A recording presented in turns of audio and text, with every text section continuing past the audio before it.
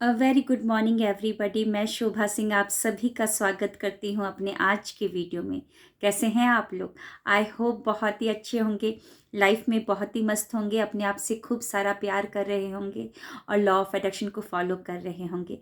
Thank you so very much कि आप मेरी लास्ट वीडियो स्विच वर्ड जो मैंने वीडियो बनाया था उसको बहुत ज़्यादा लाइक किया। अभी तक मैंने बहुत सारे वीडियोस बनाए हैं, लेकिन ये वीडियो में बहुत ही कम समय में बहुत ज़्यादा व्यूज़ आए हैं, लाइक्स भी ज़्यादा आए हैं और बहुत अच्छे कमेंट्स आए हैं। आपके कमेंट्स को पढ़कर और लाइक्स को देखकर वो जो थम्स अप जो होता है उसको देखकर मुझे बहुत ही ब्लेस्ड फीलिंग आ रही है कि हाँ, मैं बहुत ब्लेस्ड हूँ। इतने सारे लोगों का मुझे प्रेम मिल रहा है। मैं कोई भी वीडियो को बनाती तो यही सोच समझ के बनाती हूँ कि दुनिया के सारे लोग बहुत ही अच्छे हैं। जिस दृष्टिकोण से हम लोगों को देखेंगे उसी दृष्टिकोण से लोग भी हमको देखेंगे। तो मेरा दृष्टिकोण यही रहता है कि लोग बहुत अच्छे हैं, है ना। Thank you so very much. आपका ये ऐसे कमेंट्स जो मुझे प्रोत्साहित करते हैं कि इस मार्ग में मैं और आगे बढ़ूं पूरा पूरा हिम्मत करके। Thank you so very much. मेरे वीडियो में एक कमेंट आया है, एक बहुत बार कमेंट आया है कि गवर्नमेंट एग्ज़ाम को कैसे क्रैक करें या गवर्नमेंट जॉब को मैनिफेस्ट करना है, उसके ऊपर एक वीडियो लेकर आए। तो जी हाँ, आपका रिक्वेस्ट सर आँखों पर। तो चलिए आगे बढ़ते हैं। सबसे पहले तो लक्ष्य को निर्धारित कर लें। लक्ष्य आपका सटीक होना चाहिए। अभी लक्ष्य यहाँ पर नहीं होना चाहिए दिमाग में, क्योंकि हमको तो वो भी याद नहीं रहता कि कल सुबह क्या खाया था हमने, क्या टाइम पर, कितने बजे क्या खाया था या क्या पहना था 2 दिन पहले, वो याद नहीं रहता है। तो यहाँ पर लक्ष्य कैसे याद रहेगा? आपको लिखना है और लिखने के लिए पेपर पे नहीं, डायरी लेनी है, वो भी नई डायरी। उस नई डायरी में कोई भी हिसाब विसाब नहीं होना चाहिए। रफ होता है, रफ लिखने के लिए रफ कॉपी होता है, कुछ भी ऐसे वैसे लिखने के लिए। आपको एक नई डायरी उठानी है और उसमें लक्ष्य सटीक लिखना है। यानी कि कौन सा जॉब मैनिफेस्ट कर रहे हैं आप, वो पूरा उस जॉब को लिखे। कौन सी डेट को आप चाहते हैं कि उस कुर्सी पर आप बैठ जाए, या कौन सी डेट को चाहते हैं कि आपके हाथ में वो अपॉइंटमेंट लेटर आए या ईमेल आ जाए। जो भी आजकल तो ईमेल से ही आ जाता है अपॉइंटमेंट लेटर भी। तो वो डेट आपको लिखनी है, जॉब नेम और डेट। डेट डालना बहुत ही ज़रूरी है, क्योंकि अगर डेट नहीं डाली रहेगी तो यूनिवर्स को पता कैसे चलेगा कि आपको इसी डेट को कुछ चाहिए, है ना। लेटर भी तभी आता है ना कि जब एड्रेस लिखा रहता है, तो उसको कैसे पता चलेगा कि इसी डेट को इसको सामान चाहिए या ये चाहिए। तो आपको डेट जरूर लिखना है। जब डेट डाल देते हैं तो वो प्रेरणा देता है हमको। लक्ष्य जब निर्धारित कर लेते हैं तो वो अंदर से प्रेरणा देता है एक्शन लेने के लिए। लक्ष्य निर्धारित करने से प्रोत्साहना नहीं मिलती बल्कि प्रेरणा मिलती है। प्रोत्साहना तो आपको वीडियोस देखने से मिल जाती है। कोई भी XYZ आपने मूवी देख लिया, मोटिवेशनल मूवी, कुछ देर के लिए वो मोटिवेशन आएगा, फिर बाद में फिर से वही हो जाएगा, है ना। लेकिन लक्ष्य सटीक लिखते हैं तो प्रेरणा आपके दिल से उत्पन्न होती है। और लक्ष्य सटीक लिखने से आपके अंदर नकारात्मक भावना नहीं आती है। वो बचा कर रखता है आपको नकारात्मक भावना से। तो लक्ष्य सटीक लिखें। कौन सी जॉब, कौन सी डेट को, या लोकेशन। आप लोकेशन भी लिख सकते हैं, 3 चीज़ें लिख सकते हैं। अब आते हैं दूसरी तरफ, दूसरे पॉइंट पे, उद्देश्य। यानी कि उद्देश्य आपका स्पष्ट लिखा होना चाहिए कि ये जॉब आपके लिए इतना महत्वपूर्ण क्यों है, क्यों करना चाहते हैं आप जॉब, क्या है उद्देश्य इस जॉब को पाने का।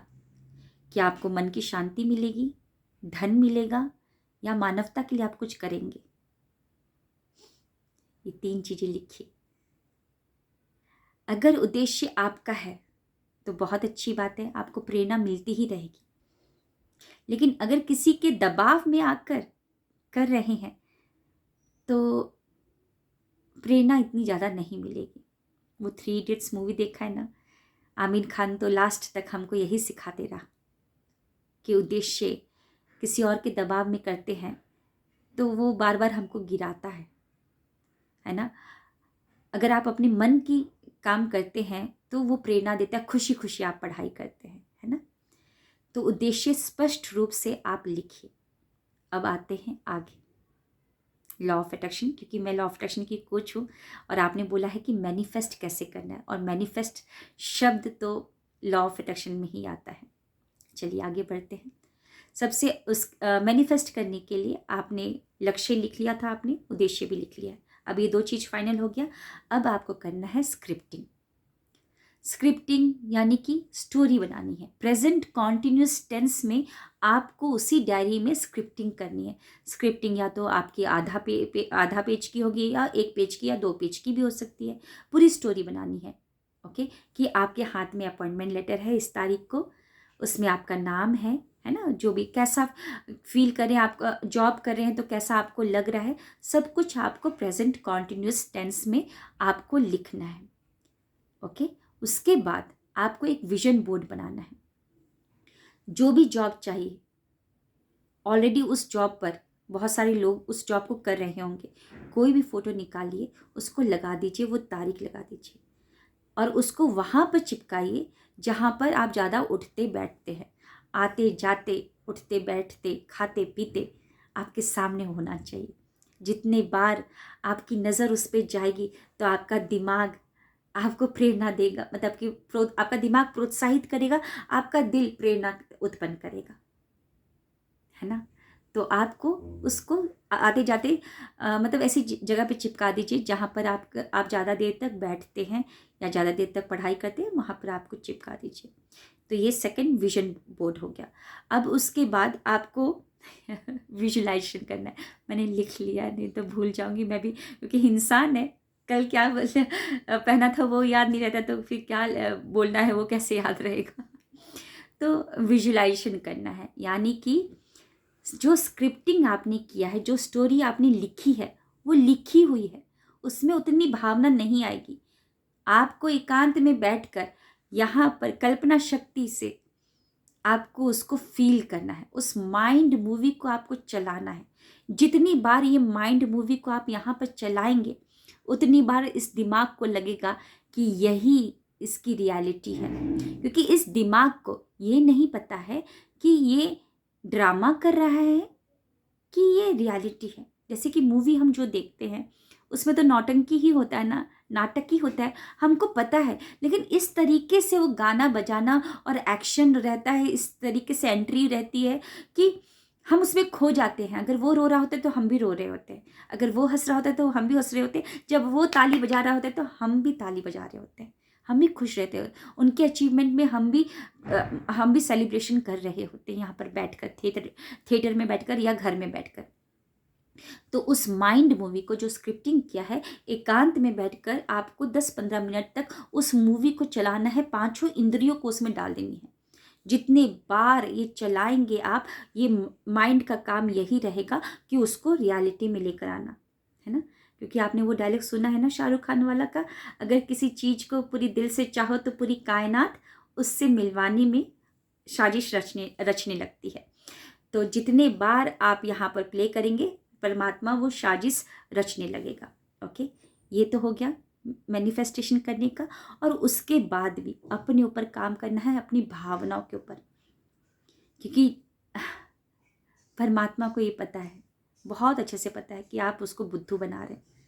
यहाँ पर तो बैठ के आराम से देख रहे हैं माइंड मूवी, वाह वाह फील करें, और फिर बाद में मेडिटेशन से उठने के बाद दूसरों को देखकर नाक बना रहे हैं, मुंह बना रहे हैं।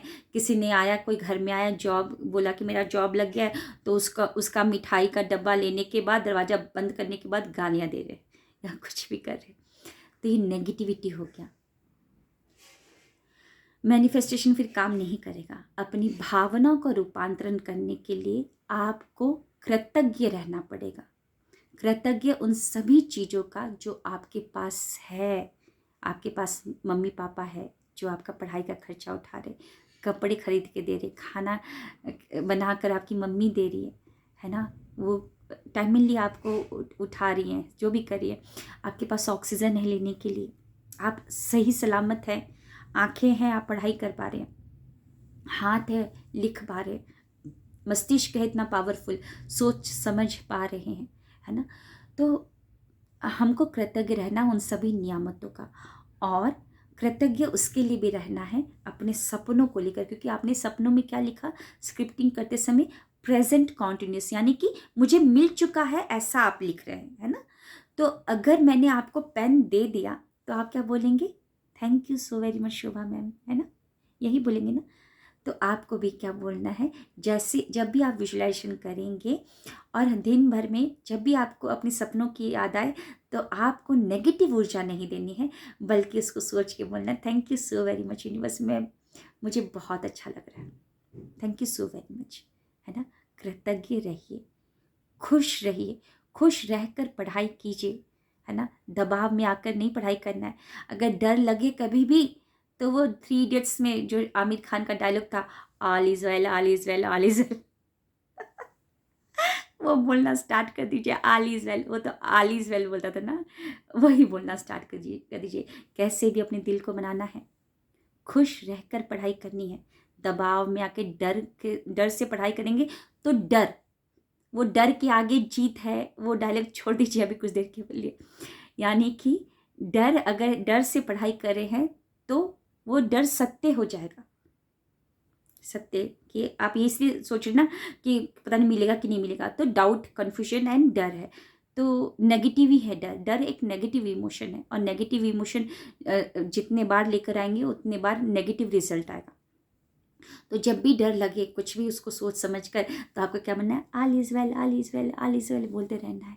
अपने दिल पर हाथ रखकर इस तरीके से अपने आप को सांत्वना देनी है। खुश रहकर पढ़ाई कीजिए, और एक बार मेरे वीडियो को अभी पॉज करके शीशे के सामने जाइए और खड़े होकर देखिए, जिस उपाधि के लिए आप तैयारी कर रहे हैं, क्या वो ऑलरेडी जो उस जॉब में है, क्या वो इसी तरीके से रहते हैं जिस तरीके से अभी आप रह रहे हैं? नहीं ना, उनका ऑरा ही कुछ और होता है। अपने आप को आज ही से ढालना स्टार्ट कर दीजिए, नाटक करना स्टार्ट कर दीजिए। आपको रामायण आपने देखी है ना, रामायण, हाँ, हर संडे को रामायण जब आता था, तो मुझे भी याद है कि उस समय दूरदर्शन में संडे के संडे एक चीज़ को देखने के लिए मम्मी पापा सुबह ही नहा लेते थे, और फिर गांव में हमारे सारे लोग इकट्ठा हो जाते थे। वो रामायण में जो राम और सीता जी बने थे, वो भी तो इंसान थे ना, लेकिन वो नाटक कर रहे थे। वो पोशाक पहनकर, वो धनुष लेकर, वो माला पहनकर, वो लोग अपने आप को उस रूप में इतना ढाल चुके थे कि वो भगवान ही समझते थे अपने आप को। अभी भी लोग हम उन्हीं को पूजते हैं, अभी भी लोग उन्हीं को पूज रहे हैं, फोटो उन्हीं की लगती है घर में, है ना। तो आपको इतना नाटक करना, वैसा रहना स्टार्ट कर दीजिए, वैसा अपने आप को रहना स्टार्ट कीजिए, और सोशलाइज होना स्टार्ट कर दीजिए। बाहर जाइए, लोगों से मिलिए। थोड़ा सा ये लंबा वीडियो हो सकता है, लेकिन मेरी बातें थोड़ी सी आपको और 2 मिनट लूँगी। सोशलाइज होना स्टार्ट कर दीजिए, एकांत में बैठ के बस पढ़ी जा रही। लेकिन आप बताइए, इंटरव्यू कैसे आपका क्रैक होगा? आप बोले ना कि क्रैक करना है, एग्ज़ाम क्रैक करने से तो नहीं होगा, इंटरव्यू भी तो होगा आपका, या आपका जो ग्रुप डिस्कशन होता है वो भी तो होगा। ग्रुप डिस्कशन में तो वही जीतेगा जो नेता होगा, यानी कि जो अच्छा बोलता होगा, और इंटरव्यू में भी वही जीतेगा जो अच्छा कॉन्फिडेंटली बात कर रहा हो। तो किताबी ज्ञान से भी ज़्यादा और थोड़ा सा ऊपर है जो सोशलाइज, यानी कि पीपल स्किल। लोगों के बीच में जाइए, नए दोस्त बनाइए, थोड़ा सा समय दीजिए। आप बाहर जाएंगे तो नेचुरल हवा ले सकते हैं, फ्रेश फील करेंगे, है ना। नए दोस्त बनाइए, आपको बाहर की जानकारी भी मिलेगी कि और लोग क्या पढ़ाई, एग्ज़ाम को क्रैक करने के लिए और क्या क्या कर रहे हैं वो लोग, वहाँ से भी आपको जानकारी मिलेगी। आपकी कम्युनिकेशन स्किल बढ़ेगी, और यही कम्युनिकेशन स्किल ग्रुप डिस्कशन और इंटरव्यू के समय में आपको काम देगा, है ना। 3:30 बजे उठकर पढ़ना स्टार्ट कर दीजिए। 3:30 बजे उठिए, क्योंकि उस समय मेलाटोनिन चरम सीमा पर रहता है, और उस समय जो भी आप पढ़ाई करेंगे वो डायरेक्ट आपके सबकॉन्शियस माइंड में जाएगा। और याद रखिएगा, सृष्टि भी उसी का हाथ मिलाती है जो अपने ऊपर काम करता है, और जिसका उद्देश्य स्पष्ट रहे कि वो मानवता के लिए क्या करना चाहता है। जिसका उद्देश्य स्पष्ट नहीं है, वो यहाँ वहाँ हाथ मार ले, कुछ भी नहीं होने वाला। तो आज ही लक्ष्य निर्धारित करें और उद्देश्य एकदम सटीक लिखिए कि आपको मन की शांति मिल रही है, धन प्राप्ति होगी, या आप मानवता के लिए कुछ उद्धार करने जा रहे हैं, है ना। आई होप आज का वीडियो थोड़ा लंबा हो गया, लेकिन आपको कैसा लगा ये वीडियो आप ज़रूर बताइएगा। और अगर आपको जॉब मिलती है, वैसे तो मिलेगी ही तो ज़रूर कमेंट करके बताइएगा कि आपको जॉब मिल चुकी है ना। खुश रहिए, बस खुश रहिए। और हमेशा जब भी थोड़ा सा डर लगे तो क्या बोलना है, all is well, all is well, all is हंसते रहिए। Thank you, wish you wealth.